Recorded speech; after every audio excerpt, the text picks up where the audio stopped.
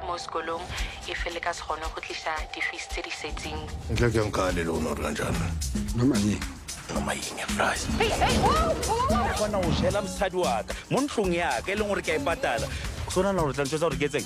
Kwindoda eshadile nomuzi. Akwazi ukuvela ungene ngesikhathi esithandwa wena. Insuku zilandelana. Hello everyone. Welcome back to ASR, African Stories Realized. This is our weekly review of Adulting Season 3. Don't forget to like and subscribe. Let's get into it. Episode 5 picks up at Bonga and Nkanyezi's place where him and his wife are making up for lost time as they made love. However, Nkanyezi continued taking birth control pills behind Bonga's back while pretending to be the good wife. At Zitulele's place, Mpho arrived to repossess the TV, but when he returned to drop off the twins, he found Zitulele's friend, Steve, mounting a new TV that he bought for her to replace the one that Mpho took. Steve offered to stay with the twins till Zitulele got back, but Mpho refused and revealed that he disapproved of Steve hanging around his kids and ex-wife in the house that he's still paying for.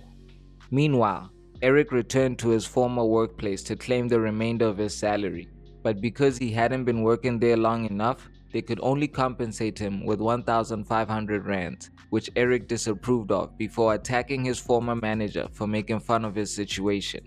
Back at home, Eric's grandmother, who had been discharged from the hospital, questioned how things were going with Mapaseka, to which Eric revealed that things weren't going well and that they hadn't seen each other in a while. Eric's grandmother once again encouraged him to settle down with Mapaseka because she's a good woman and he's not getting any younger. The gents then gathered at Eric's place, after which they invited him out for some drinks. Eric was reluctant to leave his grandmother alone, but Minky reassured him that she'll take care of her while he's out with his friends. After drinks with the gents, a drunk Mpho arrived at Zitulele's place, causing a scene trying to kick out Steve, who he believed was spending the night. The following day, an unhinged Mpho ambushed Zitu and Steve in the parking lot of their workplace, accusing them of having an affair while he was married to Zitulele. The divorced couple argued as Steve tried to keep the peace, encouraging them to sort out their issues in private before pulling Zitulele away from the altercation. The following day, Zitulele called Mpho to remind him to pay for the twins' karate classes, but an overwhelmed Mpho complained about the mounting cost of their divorce, even suggesting that Steve should cover the fees before Zitulele hung up on him. The following day, a shocked Mpho was denied access into the estate where Zitulele lives.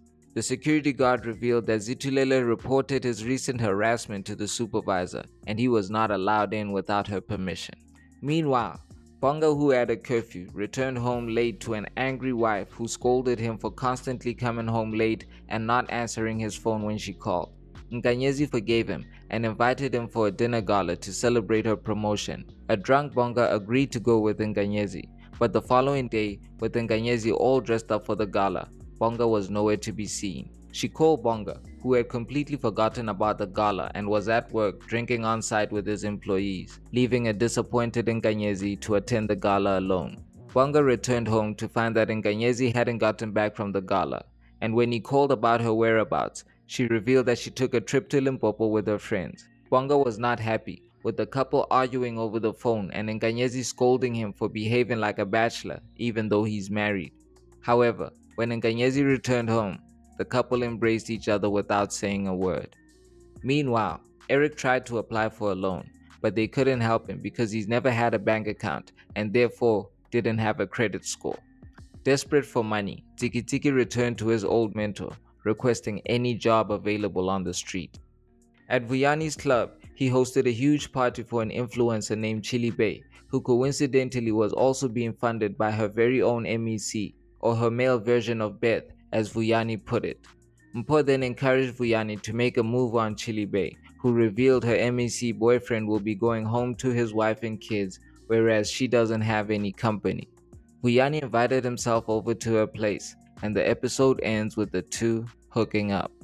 It was a very eventful episode, but the ending was anticlimactic. They didn't really leave us on a cliffhanger or set up anything for next week. I'm very disappointed in Vuyani. Just last week, Beth gave him an inspirational speech and clearly it didn't register because he's mixing business with pleasure. Much like we mentioned last week, Mpho has lost control. His unhinged behavior resulted in him getting banned from Zitulele's estate, and I think his jealousy really showed in this episode, but his behavior is not making it any easier for himself to get back with Zitulele. Bonga and Nkanyezi continue to have one of the most toxic marriages I've ever seen depicted, and I like how Nkanyezi gave Bonga a taste of his own medicine, but she's doing too much for someone who's taken birth control behind her husband's back.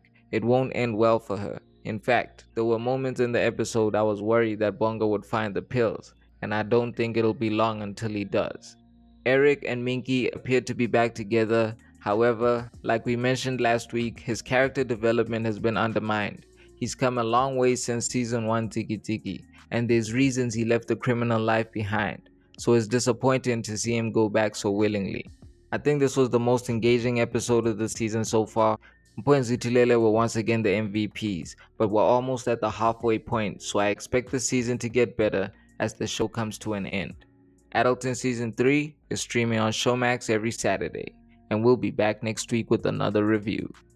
Don't forget to like and subscribe. This is ASR for the love of African filmmaking and storytelling.